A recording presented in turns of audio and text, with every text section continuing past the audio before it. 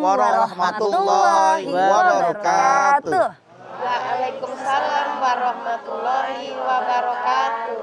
Selamat pagi pemirsa TV One dimanapun Anda berada. Senang sekali nih kami kembali hadir menemani Anda untuk ngaji bersama Mama Dede di rumah Mama Dede.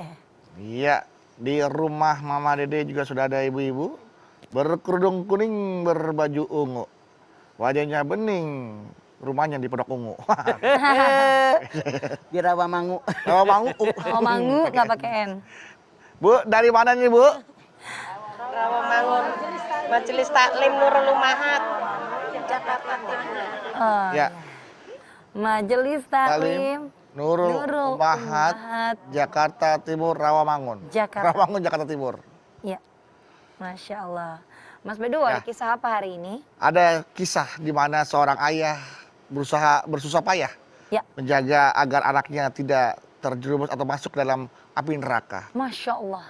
Nah, ini yang mau ditanyakan sama Mama. Bagaimana caranya agar kita sebagai kepala keluarga, sebagai seorang ayah, mencegah anak-anak kita melakukan perbuatan-perbuatan yang bisa menyebabkan dirinya masuk dalam api neraka. Bismillahirrahmanirrahim. Assalamualaikum warahmatullahi wabarakatuh. Waalaikumsalam warahmatullahi wabarakatuh. Alhamdulillahi nahmaduhu wa nasta'inuhu wa nastaghfiruh wa na'udzu billahi min sururi anfusina wa min sayyiati a'malina may yahdihillahu fala mudhillalah wa may yudlil fala hadiyalah. Asyhadu an la ilaha illallah wahdahu la syarikalah wa asyhadu anna Muhammadan abduhu wa rasuluh. Allah Subhanahu wa taala berfirman dalam surat At-Tahrim ayat 6. Ya ayyuhalladzina amanu qu anfusakum wa ahlikum nara wa quduhan nas wal hijarah. Hei orang yang beriman, jaga diri kalian, jaga keluarga kalian dari panas api neraka yang bahan bakarnya manusia dan batu.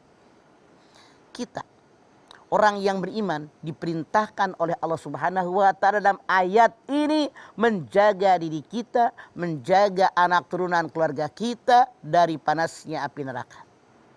Apa makna penjagaan?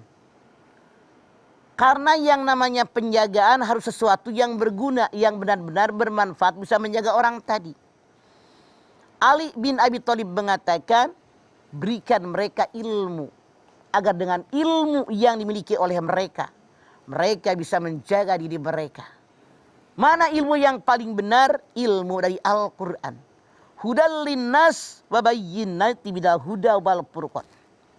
Al-Quran petunjuk buat manusia, penjelasan petunjuk dan pembeda yang bedakan mana yang boleh, mana yang tidak, mana yang halal, mana yang haram. Inilah Al-Quran. Makanya ajarkan anak-anak kita nih. Kita kan sebagai seorang muslim, dari kecil ajarkan kepada anak kita. Masukkan ke madrasah, masukkan ke PAUD. Anak-anak 3 tahun, 4 tahun dimasukin ke PAUD, udah pada apal doa-doa. Masya Allah. Surat-surat pendek mereka apal. Bahkan kadang-kadangnya emaknya, neneknya kalah pinternya sama cucu. Iya enggak Bu?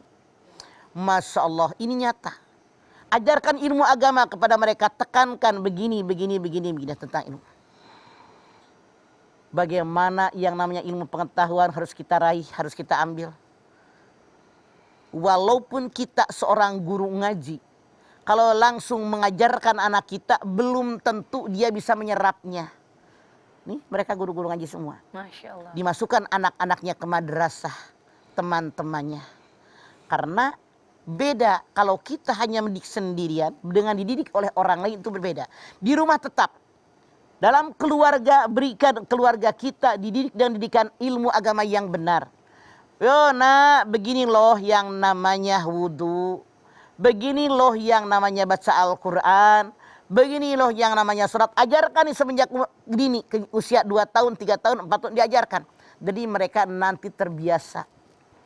Jangan ibu bilang nanti udah gede juga ngerti sendiri. Ngerti dari mana?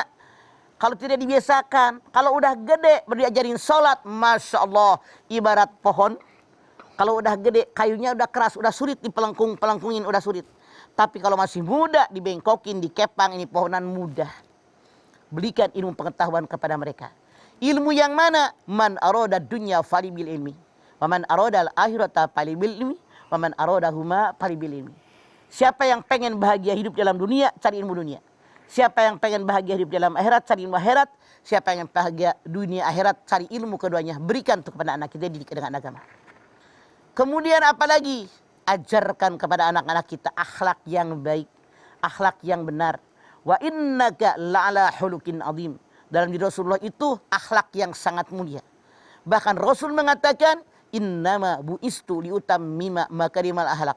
Aku diutus oleh Allah ke muka bumi untuk memperbaiki akhlak. Akhlak sebagai seorang muslim harus bagaimana? Etika dari anak-anak kepada orang tua bagaimana? Orang tua mendidik kepada anak-anak bagaimana? Bagaimana kalau kita jalan depan orang tua? Kan diajarkan sama orang tua bongkok. Punten mak, punten. Nggak kayak gedebong nganyut, lempeng aja. Contoh, misalnya kita akhlak dalam makan. Di meja tuh makanan banyak. Dia pengen ngambil yang jauh. Itu nggak langsung diacak-acak diambil yang jauh. Maaf, ngambil yang sebelah sana. Atau misalnya kalau kita yang namanya orang Betawi, kalau makan nasi kebuli atau nasi ulam yang di nampan itu kan Bareng-bareng. sana tuh nampan tuh berempat berlima orang. Ramean. Jangan ngambil jatah orang yang depan kita aja. Itu etika kita ajarkan kepada anak-anak kita. Mana lagi etika akhlak? Kalau masuk ke kamar kakaknya, kalau masuk ke kamar saudaranya, pamitan dulu. Atau misalnya mainan, ibu punya anak 2 orang, 3 orang. Diajarkan akhlak, nih mainan kakakmu, minjem ya. Bilang sama kakaknya, ini adekmu, sama-sama ya mainannya. Biar kamu kalau adekmu minjem dikasih, kakak minjem dikasih. Saling berikan akhlak kepada mereka. Ajarkan kepada mereka, misalnya Anda punya anak 2, punya anak 3. Ya. Si adek manggilnya kakak, manggilnya abang, manggilnya teteh, manggilnya empok. Kadang-kadang kita sama anak-anak, ini manggil nama. Bagaimana etikanya, bagaimana akhlaknya. Bilang misalnya, ajarkan oleh kita juga, bagaimana suami manggil istri. Banyak saya mendengar suami manggil istri namanya doang, istri manggil suami namanya doang. Ini kan akhlaknya kurang baik. Iya. Rasul saja memanggil istrinya ya Humairah, istriku yang pipinya kemerah-merahan. Jadi akhlak ininya harus kita pakai. Biar anak-anak tahu etika, tata krama, cara bagaimana dalam pergaulan. Dimulai dengan rumah tangga, dengan keluarga kita. Ini kewajiban ayah, kewajiban ibu mengajarkan kepada mereka. Bukan hanya dengan ucapan. Tidak cukup dengan ucapan, tapi bilhal, dengan sikap kita, dengan realita, kelakuan kita. Ngomong ratusan kali belum tentu anak melaksanakannya. Tapi melihat kelakuan kita, itu yang dilakukan, itu lebih mudah mereka menyerapnya daripada kita memberikan contoh dengan omongan-omongan. Kemudian bagaimana lagi? Kewajiban kita mengajarkan agama kepada mereka. Ajarkan sholat. Wa'mur ahlaka bisolati wastabir alaiha. Perintahkanlah kepada keluarga kalian sholat dan sabar mengajak sholat. Allah tahu persis. Ngajak jalan-jalan gampang, ngajak piknik gampang, makan-makan gampang, ngajak ke pantai gampang. Tapi untuk sholat berat. Makanya ajarkan anak kita. Ini tanggung jawab kita. Ibu, kalau Anda punya anak, udah SD kelas 6.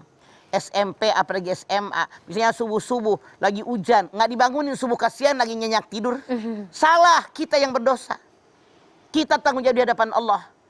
Karena ini perintah Allah, anak amanat daripada Allah yang wajib kita didik. Maka ajarkan, bangun, sholat subuh. Kalau dia laki-laki sudah dia ke masjid. Begitulah caranya kita mengajarkan kepada anak-anak kita mendidik agama dengan benar semenjak dini. Mendidik anak dengan benar semenjak dini agar lebih mudah diarahkan dan dibentuk. Betul. Kalau sudah dewasa, keras akan lebih mudah patah ya, Maya? Iya. Oke, baik. Nanti kita lanjutkan kembali pembahasan kita hari ini tentang bagaimana kita sebagai ayah atau orang tua menjaga agar anak kita tidak tercebur ke dalam api neraka. Setelah ini jangan kemana-mana jamaah, tetaplah bersama kami di rumah Mama Dede.